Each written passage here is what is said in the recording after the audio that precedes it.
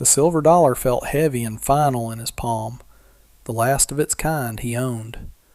It was the only thing of value Jack Redmond had left when he rode into Prosperity Creek, Nevada, a town that seemed to have forgotten its own name. He had answered an advertisement in a week-old territorial paper. Discreet work for a man of steady nerve. Inquire at the Jade Fan Laundry.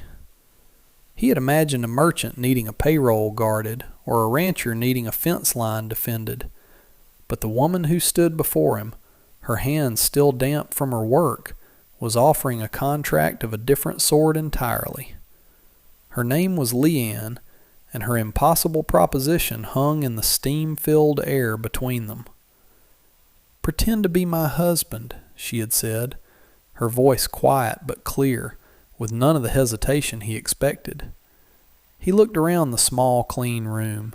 It smelled of soap and hot iron. A neatly folded stack of shirts sat on a table, a testament to her labor. Jack was a man accustomed to the scent of trail dust, gun oil, and cheap whiskey. This world was foreign territory. He was 28, but his face carried the weathered lines of a man much older, etched by sun and suspicion. His reputation, such as it was for ending trouble, not pretending to be part of a life he knew nothing about. "Ma'am," he started, his voice a low rasp, "I think you've got the wrong man. I guard things. I don't belong to them." The town of Prosperity Creek, founded in 1873 on a thin promise of silver, was now a place where promises were broken. It was a hard-scrabble collection of clapboard buildings baking under the relentless summer sun. Social pressure here was a physical force, as real as the heat. A lone woman, particularly a Chinese widow, was seen as an opportunity by some and a problem by others. Jack could feel the town's eyes on him the moment he'd tied his horse to the rail outside her laundry. He understood the kind of danger she was in without her having to draw him a map.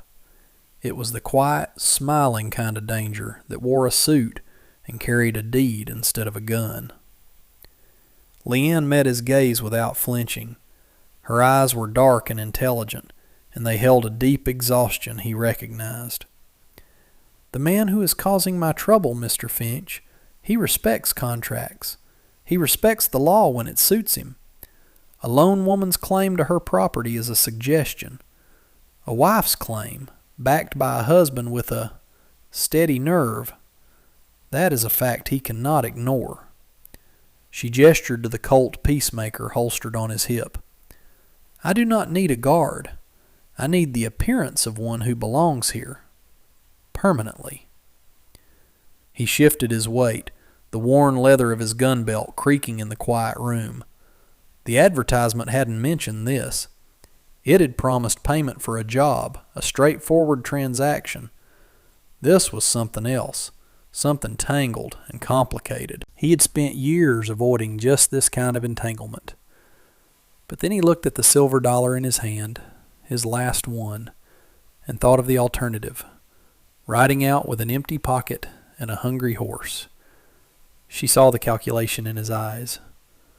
"I can pay," she said, cutting through his thoughts. $50. When Mr. Finch accepts the truth of our arrangement and leaves me be." $50 was a small fortune. It was more than enough to get him to California, to start over where no one knew his name. But it required him to stay, to inhabit a life that wasn't his, and to face a man who was likely the unofficial king of this dusty town. He was being asked to build a wall around this woman not with stones or bullets, but with a lie.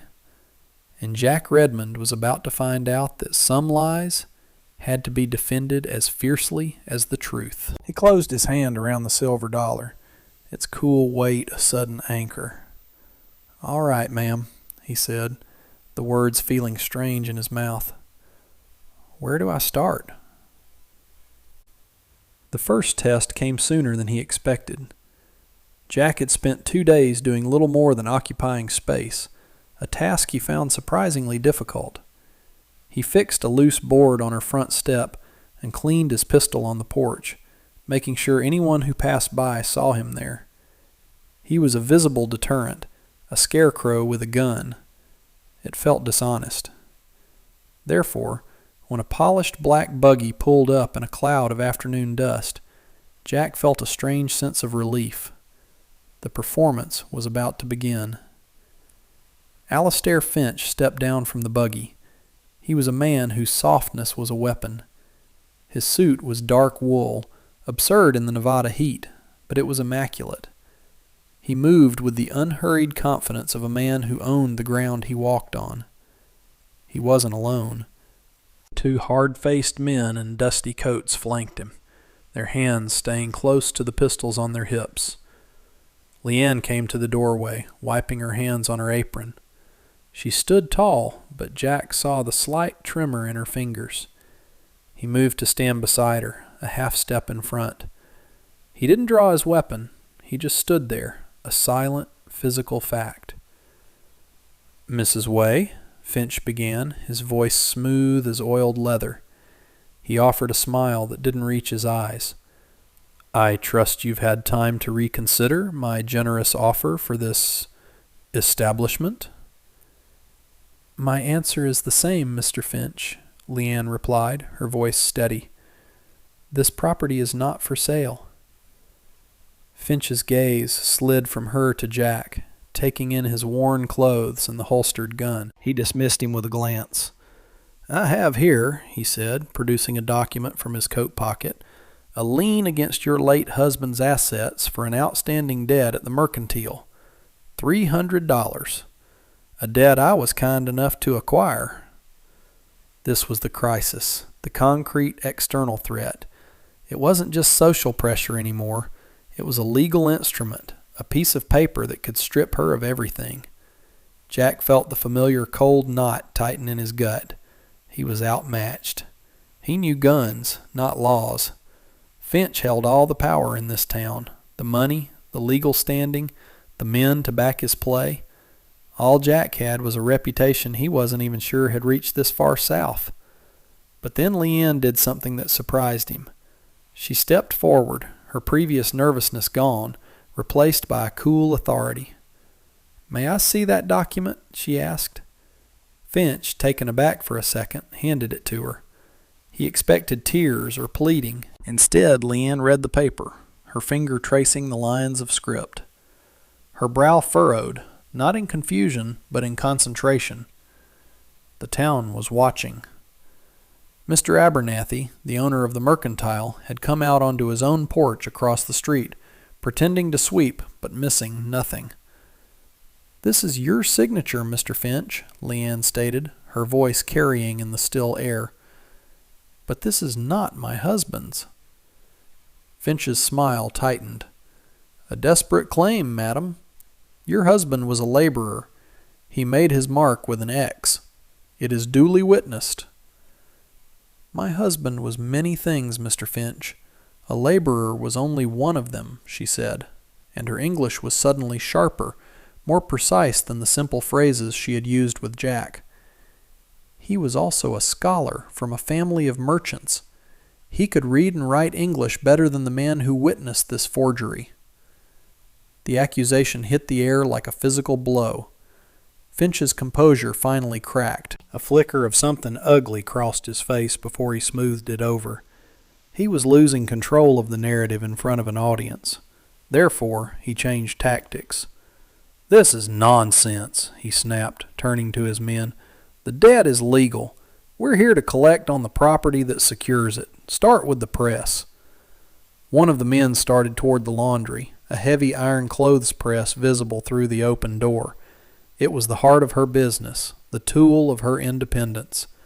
This was the moment for physical action. This was Jack's cue. He didn't draw. He simply moved, stepping into the man's path. He was not a large man, but he moved with a deliberate economy that made him seem bigger. "That's not yours to take," Jack said, his voice low and even. The hired man smirked. "And who are you to stop me?" "I'm her husband," Jack said. The lie felt solid in his mouth, backed by the reality of the threat. "And you're trespassing." The man reached for his gun. It was a clumsy, telegraphed move. Jack's hand moved in a blur, not to his own pistol, but to the man's wrist. He twisted, using the man's momentum against him. There was a sharp crack of bone and a cry of pain. The pistol clattered to the dusty ground. The second man froze, his hand hovering over his own weapon, seeing the cold promise in Jack's eyes. This was not the chaotic violence of a saloon brawl. It was swift, brutal, and efficient. Finch stared, his face pale with fury. He had expected to deal with a frightened woman. He had not expected this. The community had witnessed the reversal. The hired gun was not just a gun. The widow was not just a widow. Judgment was shifting. "This is not over," Finch hissed, his voice tight with venom. He helped his injured man back toward the buggy. "There are other ways, legal ways." They retreated, leaving a cloud of dust and a tense silence behind them. The surface conflict was resolved. Jack picked up the dropped pistol and calmly unloaded it before setting it on the porch rail. He looked at Leanne. She was watching him, not with fear, but with a new, assessing look in her eyes. The immediate danger had passed, but the air was thick with what was to come. He had won the first skirmish with a quick move and a lie, but Jack was about to find out that a forged signature on a lien was the least of their troubles. That evening, the heat finally broke. A faint breeze stirred the dust in the street, carrying the scent of sage and distant rain. They sat on the small porch, the silence between them no longer awkward, but filled with the weight of the afternoon's events. The lantern cast a warm, flickering glow, creating a small island of light in the encroaching darkness. Away from the prying eyes of the town, the pretense fell away, leaving two strangers bound by a dangerous bargain. "You speak English very well," Jack observed, breaking the quiet.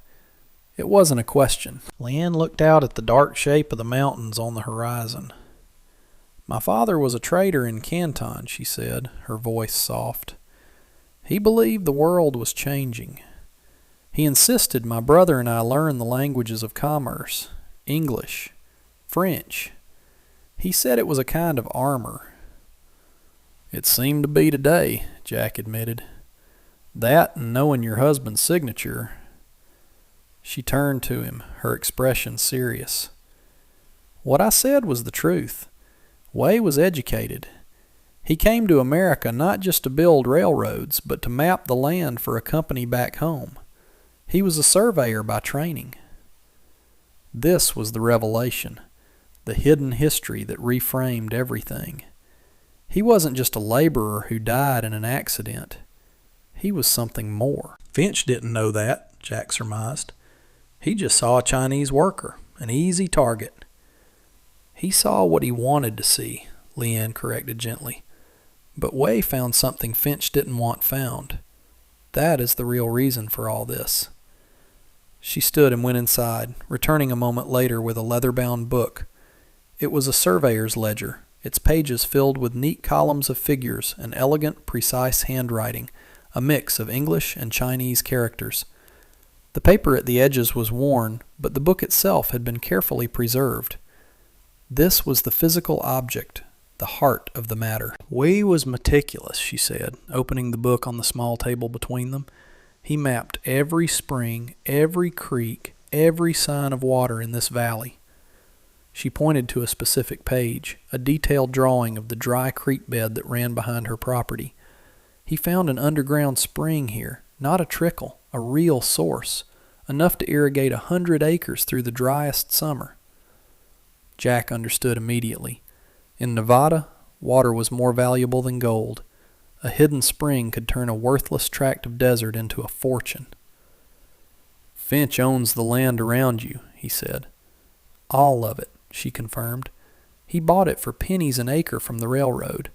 It is useless without water. With this spring, it becomes the most valuable land in the territory. He offered to buy this small plot from Way, But Way knew what he had found.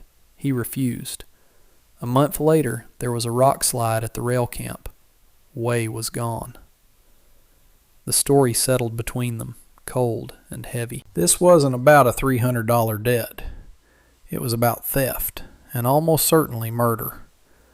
The forged lien was just a tool to get the one thing Finch couldn't take by force without revealing his true motive: the property, and with it, the ledger that proved the water's existence. "This book is the only proof?" Jack asked, his hand resting near the worn leather cover. "It is Way's official survey. His name and the date are on it. It is a legal claim," she said. "Finch needs it destroyed, and me gone." A profound silence fell. Jack looked at his hands, calloused and scarred.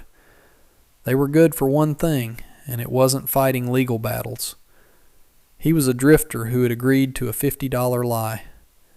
Now he was sitting on a secret that could get them both killed. He could take the $20 she'd given him as a deposit and get on his horse and be gone by morning. No one would blame him. It wasn't his fight. But as he looked at Leanne, at the quiet resolve in her face, he saw not a victim, but a woman fighting with the only weapons she had: her intelligence, her husband's legacy, and a desperate faith in a stranger. He had given his word. It was a lie, but he had given it. That had to mean something. It was a choice that would cost him his freedom, his anonymity, perhaps his life. "He'll be back," Jack said, his voice low. "Not with papers next time." "I know," she whispered. His choice was made. The cost was clear. "We need to get this ledger to the U.S. Marshal in Carson City." Before she could reply, the deep, frantic barking of a dog from down the street shattered the night's quiet. A moment later, a flickering orange light appeared, dancing against the windows of the mercantile. It grew brighter, greedier. Shouts erupted. It wasn't a mob. It was worse. It was a targeted attack. Two men on horseback galloped down the street, torches held high. They weren't heading for the laundry. They were heading for the stable at the end of town, where Jack's horse was kept. A third man, on foot, threw a torch onto the roof of the small shed behind Leanne's laundry. The dry wood caught instantly. It was a classic pincer movement designed to trap and isolate them. Finch was cutting off his escape and trying to burn them out all at once. The legal threat had failed. Now came the fire and the gun. The danger was no longer a possibility. It was here, real and deadly, far beyond the reach of any lawman. Jack grabbed the ledger from the table. "Get water," he commanded, his voice sharp with urgency. "I'll handle the fire." He pushed her toward the water pump in the yard and ran toward the burning shed, the heat already blistering on his face. He knew this wasn't just about the fire. It was a diversion. Finch's other men would be coming for the house and the book while they were distracted. The real fight was about to begin. By the following spring, the scent of sage was mixed with the smell of damp-turned earth. Where the burned-out shell of the shed had once stood, a small, vibrant garden was thriving. Neat rows of beans and squash grew, watered by a steady trickle from an irrigation ditch Jack had dug himself, a ditch that tapped into the underground spring Way had discovered. The water ran clear and constant, a quiet testament to the truth that had been buried beneath the dry ground. The night of the fire had been the pivot on which their lives had turned. While Leanne and a few brave neighbors fought the blaze at the shed, Jack had met Finch's men at the front door. It hadn't been a long fight. It had been a brutal, close-quarters affair inside the small house, ending not with gunshots that would bring the whole town, but with the grim, decisive force Jack was capable of. He had left two of Finch's men broken and bleeding on the porch, and sent the third running with a message. The message was simple. The ledger was on its way to the territorial capital. A A copy of the relevant page, along with a sworn statement from Leanne, had been sent by telegraph that very night, dictated to a stunned but cooperative clerk who feared Finch far less than he feared the federal law. Alistair Finch had vanished 2 days later, just ahead of the U.S. Marshal who rode into town asking questions about a surveyor's death and fraudulent land claims. Prosperity Creek, it turned out, had a way of cleansing itself once the truth was given a little light and air.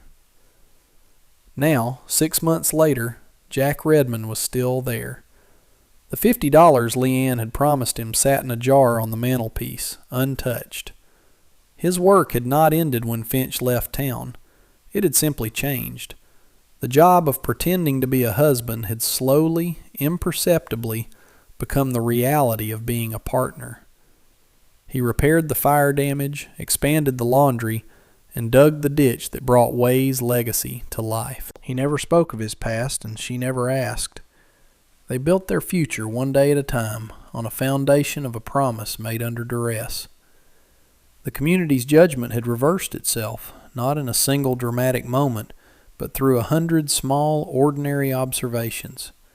They saw the garden grow. They saw the laundry prosper, now serving ranches miles away. They saw Jack, a man they'd mistaken for a rootless drifter, mending a fence with the patient hands of a homesteader. Mr. Abernathy from the Mercantile now greeted Leanne by name and extended her a line of credit, a quiet apology for his part in Finch's scheme. Her name, along with Jack's, was now on the deed to the property, filed and secure. One afternoon, as the sun began to dip toward the mountains, Jack was standing by the corral he'd built, watching the horse he'd bought to replace the one lost in the stable fire. Leanne came and stood beside him, handing him a cup of water. "The man from the stage line was here," she said. "He says with the new route coming through, they will need a steady supply of fresh vegetables. He offered a contract." Jack took the cup, their fingers brushing. It was a simple, unconscious gesture, more intimate than any spoken word. He looked from the thriving garden to the woman beside him. He thought of the silver dollar he'd carried into this town, the coin that had represented the end of his old life. He'd used it a month ago to buy the first packet of seeds for their garden. It had been an investment, a down payment on a life he never thought he'd have. He had learned that a man's worth wasn't measured by the speed of his draw or the reputation that followed him, but by the promises he chose to keep. And some promises, made in desperation in a steam-filled room, turn out to be the only ones that truly matter. They create a truth of their own, as real and life-giving as water found deep in the desert earth.